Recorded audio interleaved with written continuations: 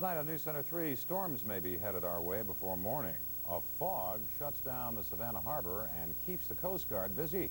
A recall election brings changes for Bryan County, and the battle of the bond referendum takes to the streets. WSAV TV3 Savannah. This is News Center 3.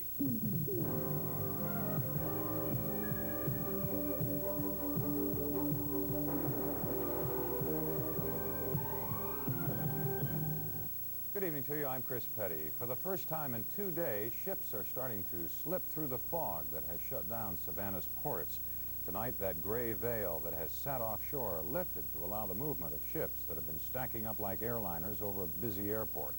Out at Coast Guard base, Tybee crews have been handling their own problems created by the fog. One petty officer said the stuff was thick as pea soup and creating problems for boaters. This afternoon we did have a boat that hit the jetties, and he basically can't determine how he did it, but he basically hit the rocks and he was lost in the fog. Harbor pilots are expected to work quickly to bring ships in. The fog is expected to return tomorrow. Now, for more information on that fog and some bad weather that may be headed our way, let's talk with News Center 3's meteorologist, Chris Parsons. Chris? Well, it looks like the fog is going to be around for a while. We have a moisture-laden flow of air coming in off the south that's creating the fog on the ocean. And it looks like that fog won't clear off until a cold front moves through late in the day on Wednesday. That front's also triggering some very heavy thunderstorm activity throughout the southeastern United States tonight. This is a radar site out of Athens, Georgia, showing a strong line of thunderstorms that extends from about Anniston, Alabama into northeastern Georgia. Now, the whole line of storms is moving to the east at about 20 miles an hour, but the individual cells in this line are moving towards the northeast at about 50 miles per hour. These thunderstorms will move into the coastal empire tomorrow morning, although they will have weakened somewhat, but it will be kind of noisy tomorrow morning. All right, Chris. Thanks a lot. We'll talk to you later. News Center 3 has learned the State Attorney General's office will be reviewing a possible conflict of interest related to the controversial Skidaway Island land swap proposal. The Braniger Corporation, a subsidiary of Union Camp, and the Department of Natural Resources are the two parties involved in the swap.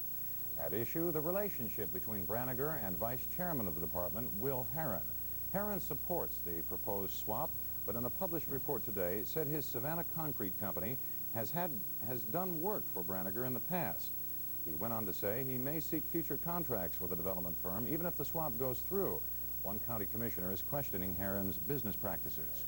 Correct. I say it's a blatant conflict of interest, and I think the Attorney General of the state of Georgia should investigate it. And as we reported, it will. Herron was out of town today, unavailable for comment. Voters in Bryan County tonight have told the county commissioner he's no longer wanted. Levin Smith, a commissioner from District 1380, has been recalled because of his support of stricter zoning laws. The final vote, 428 for recall, 269 against. Mike Schwartz is in the newsroom live with the rest of the story. Mike? Chris, nearly a third of the district's registered voters came out today, which was more than officials expected. And most of these people voted to protest new zoning laws they feel are unfair. It was after work when most LaBelle voters turned up at the polls to decide if County Commissioner Levin Smith should be removed from office. Smith says he did the right thing when he voted for stricter land zoning for the county, and that all 5 commissioners unanimously approved the changes. Well, you have a growing population, and you've got to meet the needs.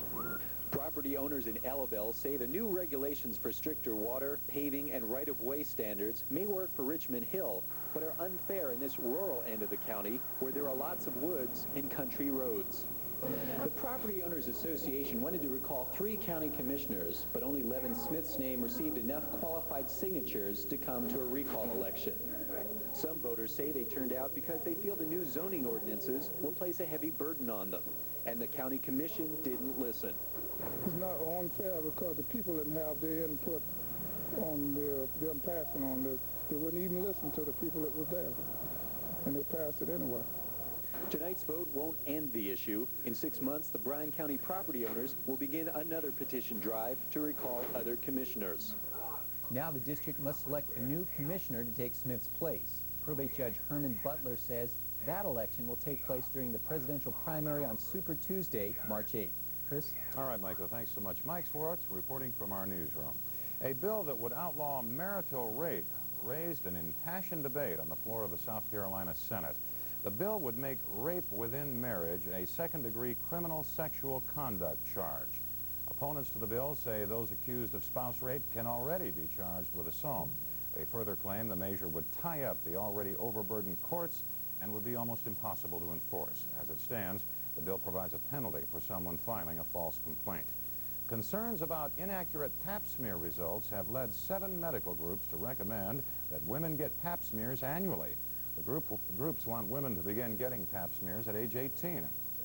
Despite the dramatic 70% decrease in the rate of uterine cancer over the past 4 decades, 15 to 20% of women do not have regular pap testing. And the majority of women who develop invasive cervical cancer have not had this test. Once a woman has 3 normal tests in a row, the group says it should be up to the woman and her doctor to decide how often in the future tests should be done. They found the fat, it's a question of what to do with it. Researchers say they found differences in fat cells taken from men and women. That may explain why men get pot bellies and women develop heavy... Society here in Savannah, or the national toll-free number with your questions about cancer. WSAV TV, Savannah. And now, Melina Cunningham and Dave Walker with news. Chief Meteorologist Brad Huffines with weather, and Jim Noble with sports from the WSAV News Center. Hurricane Hugo remembered. Good evening to you. 1 year ago tonight, the coastal empire and the low country trembled under the pounding of that killer Hurricane Hugo. And 1 year later, cities like Charleston are still picking up the pieces physically and emotionally. As WSAV's Chris Holmes reports via Live Star, survivors refuse to call this anniversary a memorial. The Day of Remembrance began with the dedication of a new memorial to those who died in Hugo. All the while, reconstruction of the city continued. Restoration of Charleston's historic district has gone slowly because of the difficulty in preserving old buildings. They were waiting for the studies of the buildings, you know, to see, to bring them up to historical perspective. Tourism has suffered some. It's down about 15%, but officials say it could have been worse. As night fell, survivors gathered for the city's official ceremonies to mark the anniversary of Hurricane Hugo. One by one, speakers came to the podium to discuss their experiences during Hugo, both here in Charleston and within the halls of government. Those of us on this podium got all the glory, but you were our heroes. South Carolina Senator Ernest Holling said some of the toughest battles were with the government. At least a couple of dozen counties been hit. It's gone all the way up to Rock Hill into Charlotte. We got to have generators, we got to have water and everything else. He said, can't you understand the English language? We don't have any generators for South Carolina. No one here speaks of hardship, only of the city's will to recover. They say this is not a memorial, but rather a time to look forward. The city really is back. We're recovered, we're restored, open for business, and people who come here are saying things like they can't believe the recovery we've made. Chris Holmes, WSAV News Center, Charleston, South Carolina. It'll take about 30 days for a state court judge to rule on whether the Chatham County Commissioners should hire 2 employees ordered by local courts. County Commission Chairman Bob McCorkle testified today that the 2 office positions in Superior Court had been vacant, and he saw no need to fill them. Chatham Superior judges want the slots filled and are suing to force the county to make the hires. And Chairman McCorkle tells the News Center that it may not be necessary after all to impose new taxes to fund improvements around the county for the Olympic Games. McCorkle had suggested possible hotel, motel, or sales taxes, but he says there are already taxes in place and the extra Olympic tourists will raise the needed money. The county will have to put up some money up front, he says, but will get it back from the tourism. The bribery scandal in South Carolina State House is widening. 5 more representatives and a lobbyist have been named in a federal indictment.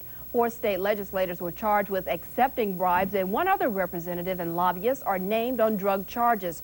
The charges stem from an FBI sting operation in the state legislature. Well, crime in Georgia is still on the rise, according to recent stats from the GBI. The figures released this week show some 843,000 crimes reported in Georgia last year. The numbers show last year's crime rate increase was slower than in recent years, though. Driving under the influence incidents dropped dramatically last year, around 66,000 cases to about 42,000, and that's the first drunken driving decrease reported in 5 years, Melina. A Savannah juvenile is in police custody tonight in connection with the murder of a